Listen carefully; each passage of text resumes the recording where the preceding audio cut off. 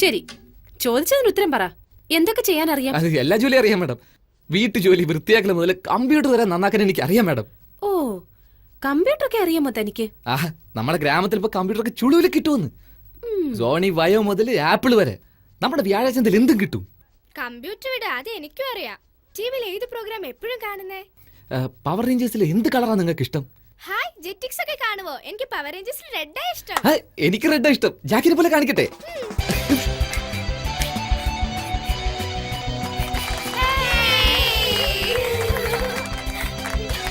ഇഷ്ടായില്ലേ? അവിടെ പോലെ ഭുജിമോളെ വിളിക്കുന്നു. എനിക്ക് ജെറ്റിങ്സ് മുതൽ കുക്കിങ്സ് വരെയും ഡോറയിൽ നിന്ന് താര വരെ എല്ലാം ഇഷ്ടമാണ്. എന്താ എന്റെ ആന്റിയുടെ പേരും താരയെന്നാ. ആന്റിനെ ഇഷ്ടാണോ? അയ്യോ sorry madam. It's okay. It's okay. കുക്കിങ്ങിൽ നിനക്ക് എന്തൊക്കെ അറിയാം? എസ്പെഷ്യലി ഉണ്ണിയപ്പം ഉണ്ടാക്കാമോ? എന്ത് ചോദ്യമാ.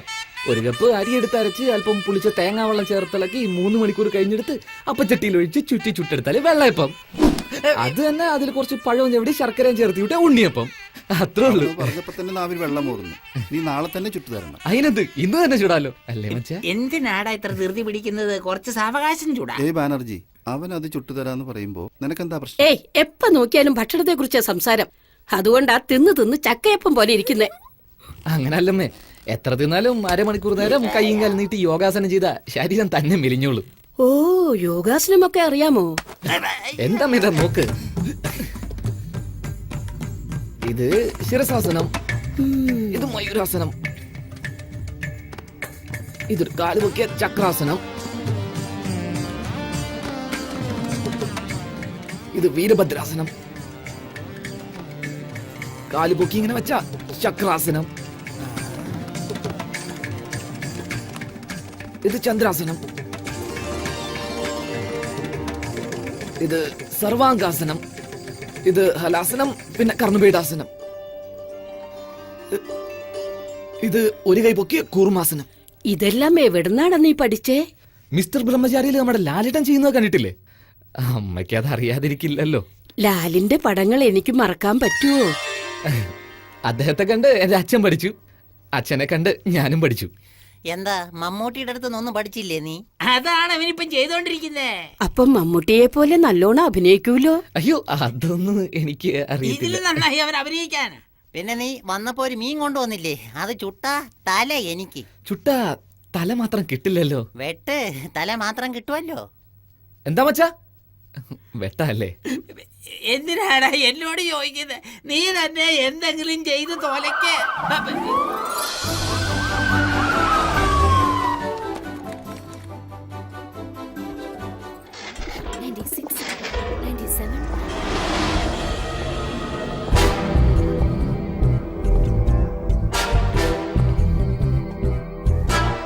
എന്താമേ, കഴിച്ചില്ലേ? ഞാൻ കഴിച്ചു, നീ പോയി കഴിക്കേ. ആരടാ? സാർ, ഞാൻ ഇവിടെ ഉണ്ട് സാർ. ആരാ അതെന്നാ ചോദിച്ചേ? എന്റെ അളിയനെ സാർ, ഒരു സഹായത്തിന് വേണ്ടി കൂടെ കൂട്ടിയതാ. സാർ ഇപ്പൊ വേണ്ടെന്ന് പറഞ്ഞ ഉടനെ പറഞ്ഞു വിട്ടേക്കാം. വേണ്ടെന്നാണോ? മരങ്ങോടാ, എടാ മരങ്ങോടാ. ഈ സറി ചെരുപ്പിട്ടാട്ടെ, അകത്തേക്ക് ഷൂസ് ഇട്ട് പോകണ്ട. എവിടെയെല്ലാം പോകുന്നു, എന്തെല്ലാം ചവിട്ടുന്നു. ഇവിടെ ഒരുപാട് കുട്ടികളില്ലേ. ഇവിടെ അവർക്ക് പ്രതിരോധശേഷി കുറവായതുകൊണ്ട് ഏതസുഖവും പെട്ടെന്ന് പിടിപെടും. ദയവേത് ചെരുപ്പ് മാറ്റിയിട്ടാട്ടെ. സോറി. നിന്നെ അപേക്ഷിച്ചും ബുദ്ധിശാലി.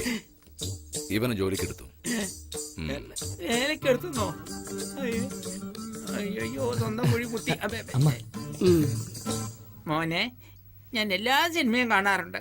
ലാലേട്ടൻ വഴക്കുണ്ടാക്കുന്ന കണ്ടിട്ടുണ്ട്, മമ്മൂക്കയുടെ അഭിനയവും കണ്ടിട്ടുണ്ട്, രജനിയുടെ സ്റ്റൈലും കണ്ടിട്ടുണ്ട്, കമൽ പല വേഷങ്ങളിൽ തിളങ്ങുന്നതും കണ്ടിട്ടുണ്ട്. പക്ഷേ എല്ലാം ഒരേ സമയത്ത് നീ കാണിക്കുന്നുണ്ടല്ലോ, വളരെ അതിശയം തോന്നുന്നു. അതുകൊണ്ട് നീ ശുപാർശയില്ലാതെ തന്നെ അവാർഡ് വാങ്ങും. അവാർഡ് പറഞ്ഞു തീർന്നില്ല, അതിനു മുമ്പ് അവൻ സ്റ്റൈല് മാറ്റിയോ? കണ്ട് ഞാൻ മിരികളിൽ. എന്തൊക്കെയുണ്ട് വിശേഷം? സുഖം തന്നെയല്ലേ? ഇപ്പോഴെവിടെയാ? പ്രേം എവിടെ പോയി? അത് ശരി. ഇനി പറയൂ സാർ. ഇവിടെ ആരുമില്ല. അവനകത്ത് കടന്നു. ഓല്ലോ സാർ, പക്ഷെ കാണാൻ ഒരു ഇന്നസെന്റ് പയ്യനെ പോലുണ്ട്. അത് ആക്ടിങ്. താൻ തെറ്റിദ്ധരിക്കേണ്ട. അവന് ജഡ്ജോട് നല്ല ദേഷ്യമുണ്ട്. തീർച്ചയായും ജഡ്ജിനെ തക്ക സമയത്ത് കൊന്നിരിക്കും. അവൻ ജഡ്ജിനെ കൊല്ലുന്ന അടുത്ത സെക്കൻഡിൽ തന്റെ തോക്കെടുത്ത് താൻ അവനെ കൊല്ലണം. ഓർമ്മയുണ്ടല്ലോ അല്ലേ? ആ ഓർമ്മയുണ്ട് സാർ. ബട്ട് എന്താടോ ബട്ട്? ഞാൻ കുടുങ്ങരുതല്ലോ സാർ. കുടുംബമൊക്കെ അല്ലേ sir? What nonsense. You are a black cat man. താൻ എങ്ങനെ കുടുങ്ങും? അവൻ ജഡ്ജിനെ കൊന്നിട്ട് രക്ഷപ്പെടാൻ ശ്രമിച്ചപ്പോൾ കൊന്നു എന്ന് പറയണം. അതുകൂടാതെ ഗവൺമെന്റ് തനിക്ക് അവാർഡ് വരെ തരും. ഞാൻ റിവാർഡും തരും. ധൈര്യമായിരിക്കെ, ഞാൻ നോക്കിക്കൊള്ളാം.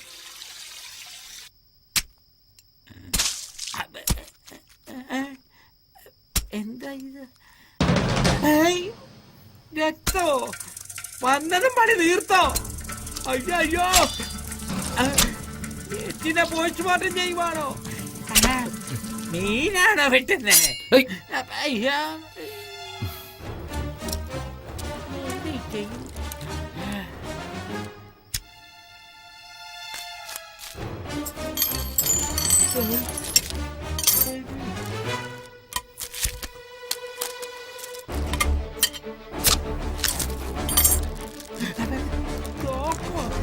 എടാ ഭാവി, പച്ചക്കറി കൂട്ടാൻ വെച്ചാ കണ്ടിട്ടുള്ളൂ.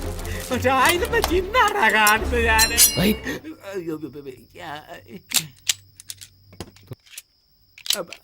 അതെ സാർ, സാർ, എന്താ? ഒരു 2 days ഈ പ്രോഗ്രാം ഒന്ന് മാറ്റി വെക്കാവോ? എന്തിന്? എന്താന്ന് ചോദിച്ചാ ഇന്ന് ശനിയാഴ്ചയാ. അതുകൊണ്ട് ആത്മാവ് തനിയെ പോകാൻ മടി പിടിക്കും എന്നാ പറയാറ്. പേടിക്കണ്ട, നീ കൂട്ടുപോകണം. അതല്ല, സാവകാശം പകല് കൊല്ലാവല്ലോ. എന്താ ഇരുട്ടത്ത് വന്നാലെന്താ? ഇരുട്ടത്ത് വന്നാ ഇപ്പൊ ശാന്തമല്ലേ, ഇത് പൊട്ടുമ്പോൾ ഠംന്ന് കേക്കും. ദമ്മന്ന് കേക്കില്ല. സൈലൻസർ വെച്ചിട്ടുണ്ട്, ശബ്ദം വരില്ല.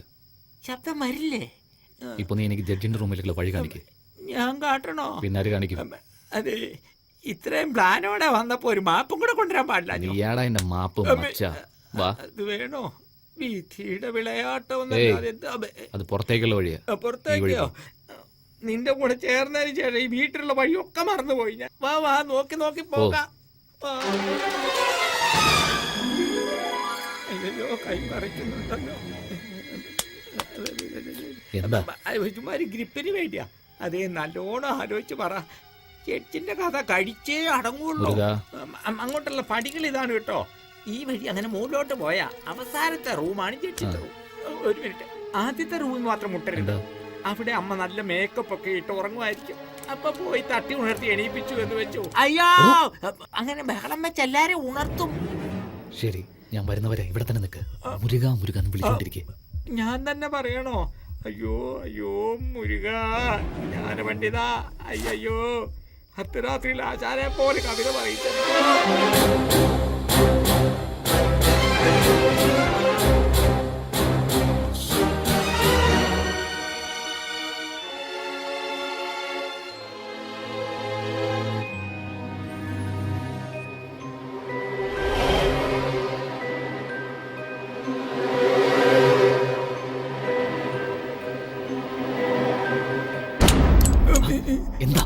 അല്ല, ജഡ്ജിനെ കൊല്ലാൻ നീ മാത്രമേ വന്നിട്ടുള്ളൂ വിചാരിച്ചാ ഞാൻ നിന്റെ കൂടെ നിന്നെ. ഒരു ഗ്രൂപ്പ് വന്നിട്ടുണ്ടെന്ന് പറഞ്ഞല്ലോ നീ. എന്താണ് പറയുന്നത്? സത്യമാണോ പറയുന്നത്? നിന്നെ പോലെ നോക്കും കൊണ്ട് എടുത്തും വന്നിട്ടുണ്ട്. എവിടെ? അതവിടെ അവിടെ അവിടെ കണ്ടോ? അതവിടെ അതവിടെ നിൽക്കുന്നത് കണ്ടോ?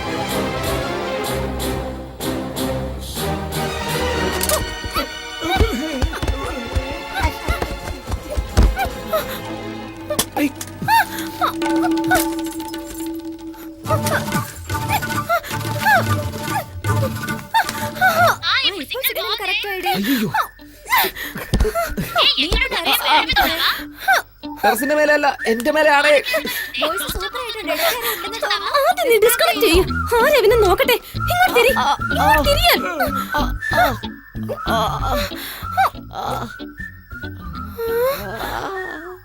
അയ്യോ, ഇതെന്താ കറണ്ട് വന്ന? ആരായിട്ടത് സ്വിച്ച്? അയ്യോ, അയ്യോ, ഞാനും അഭിനയിക്കേണ്ടി വരും. എല്ലാം അവിടെ ഒരു ശബ്ദം. എന്തു പറ്റി? ഏയ്, എന്തിനാ കരയുന്നേ? ഐഷു കാനഡയിൽ നിന്ന് ഫോൺ ചെയ്തു അങ്കിൾ. സിഗ്നൽ വീക്കായിരുന്നു. സിഗ്നൽ എവിടെ കിട്ടുമെന്ന് നോക്കി ഇങ്ങനെ ഫോൺ നീട്ടി പിടിച്ച് ടെറസിലേക്ക്. ബാക്കി ഞാൻ പറയാം സർ. ഇവര് ഫോൺ നീട്ടി പിടിച്ചിങ്ങനെ വന്നപ്പോ എന്റെ കണ്ണുകൾക്ക് കൊല്ലാൻ തോക്ക് നീട്ടി പിടിച്ച് വരുന്ന പോലെ തോന്നിയത്. ബാക്കി പറ. അപ്പൊ ഈ തുണി എന്റെ തലയെ കൂടി ഇട്ടിട്ട് കണ്ണ് കാണാമെങ്കിൽ കൊലപാതകി സ്ട്രോങ് ആവുമെന്ന് വിചാരിച്ചു. അതാണ് സർ. പറ. പിന്നെ പിടിച്ച് അയ്യോ ഇവരല്ലേ സർ കൊലപാതകിയെ കെട്ടിപ്പിടിക്കുന്നു വിചാരിച്ച് ഇവരെ പിടിച്ചുപോയി. ബാക്കി പിന്നെ ആ പടിക്കെട്ടിന്ന് താഴേക്ക് രണ്ടുപേര് മോളിന്ന് ഉരുണ്ട് തല്ല് പിടിച്ച്. ലൈറ്റ് ഇട്ടതിന് ശേഷം എനിക്ക് ഗണ്ണ് ഫോണാണെന്നും അക്യൂസ്ഡ് ഇവരാണെന്നും അറിഞ്ഞത്. ആട്ടെ, രാത്രി 12 മണിക്ക് നിനക്ക് എന്താ ഫോണിൽ സംസാരിക്കാനുള്ളത്? അതും ഒരു വലിയ പെണ്ണ്. എപ്പോഴും ഇങ്ങനെ ഫോണിൽ സംസാരിക്കരുതെന്ന് പറഞ്ഞിട്ടില്ലേ? സെൽഫോണും ഇന്റർനെറ്റും നമ്മളെ വളർത്താനാ, നശിപ്പിക്കാനല്ല. മനസ്സിലായോ? ആ പോയി കിടക്ക്. വാ. അല്ല നീ ഓ എവരിബഡി എല്ലാരും കൂടി ഇങ്ങോട്ട് തന്നെ സാർ. ഏയ് അത് ശരി. സർ മുകളിലേക്ക് വാ. അരെ, ഇവനെയോ? ദാ വന്നു സർ. പെട്ടു നീ. ആരോ എന്ന് കരുതി നീ താരയെ പിടിച്ചത് തെറ്റല്ല. പക്ഷെ ഈ നേരത്ത് നീ എന്തിനു മുകളിൽ വന്നു? പോയിന്റ് പിടിച്ചു. മച്ച പറഞ്ഞോട്ടെ. എന്നോട് ചോദിക്കുന്ന എന്തിനാടാ? പറയടാ. മച്ചാനാ പറഞ്ഞു വിട്ടെ. എന്തിന്? അങ്ങനെ ചോദിക്ക്. അത് പിന്നെ സാറ് കുടിച്ച് ബാക്കി വെച്ച വൈൻ ബോട്ടിൽ മുകളിൽ ഫ്രിഡ്ജിലുണ്ടാവും. അത് സാർ അറിയാതെ എടുത്തിട്ട് വരാം മച്ചാൻ പറഞ്ഞിട്ടാ വന്നത്. അയ്യോ, ഞാന് അതിനാ വന്നേ പിടിച്ചു അങ്ങനെ. ഏയ് മണ്ട, മച്ചാ നിങ്ങളെ സാർ മടയാനല്ലേ നീ? സാർ. കുടിക്കുന്നത് തെറ്റല്ല, പക്ഷേ സ്വന്തം കാശ് കൊണ്ട് വാങ്ങി കുടിക്കണം. അയ്യോ, നിന്നെ അപേക്ഷിച്ച് ഇവൻ ബുദ്ധിശാലിയാ. ഇനി മുതല് അവൻ പറയുന്നത് നീ കേൾക്കണം. ആട്ടെ പോ, സാർ. പോ.